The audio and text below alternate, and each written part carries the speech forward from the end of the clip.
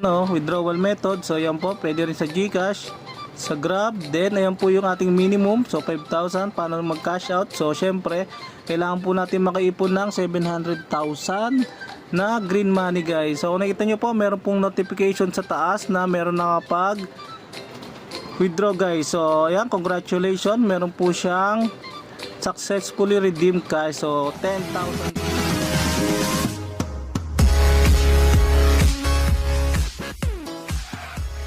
harvest now. So guys, dito po alamin po natin kung legit ba or fake tong application na to. Syempre bago tayo mag-start sa ating paglalaro ng application na to, syempre alamin po natin kung legit ba or fake guys. Syempre tutulungan ko na kayo paano mag-analyze at paano makakita ng mga proof ng ating mga naunang player guys. Syempre unang gagawin po natin, install muna natin tong Harvest Now guys. So paano ba kumita rito at paano pa tayo makapag cash out guys. Syempre unang gagawin po natin is install muna natin yan via Play Store guys. So Harvest Now, search nyo lang po, then magpe-play na po ako guys ha. So tara.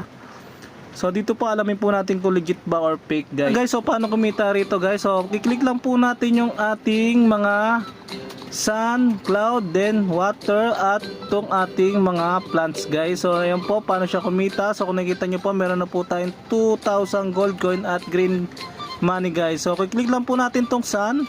So meron po tayong marireceive na 781. So ayan po yung iipunin natin para makapag-withdraw. So napakasimple lamang po kumita rito guys. So tara. So click na rin po natin tong gold. So ayan.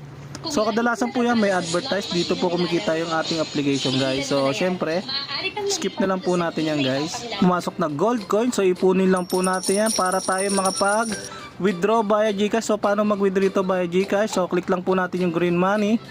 So yan, naka-receive na ulit tayo. So click lang po natin yan. So dito po tayo makapag-ipon ng ating green money at gold coin guys. So ito po via Lazada, meron po tayong payment method, ayan withdrawal method. So yan po, pwede rin sa GCash, sa Grab. Then ayan po yung ating minimum, so 5,000. Paano mag cash out? So syempre kailangan po natin makaipon ng 700,000 na green money guys. So kung nakita nyo po, meron pong notification sa taas na meron nakapag withdraw guys. So ayan, congratulations, meron po siyang successfully redeemed guys. So 10,000 pesos in 5 days and 12 hours. So yun po yung napaka basic. Meron po talagang nananalo, pero hindi po tayo maniniwala sa ganyan. So pupunta po tayo sa ating YouTube na may nakapag-review na nito. So pupuntahan natin yung comment section para maniwala po tayo sa mga naunang player guys. So syempre babase tayo sa mga naunang player sa atin guys.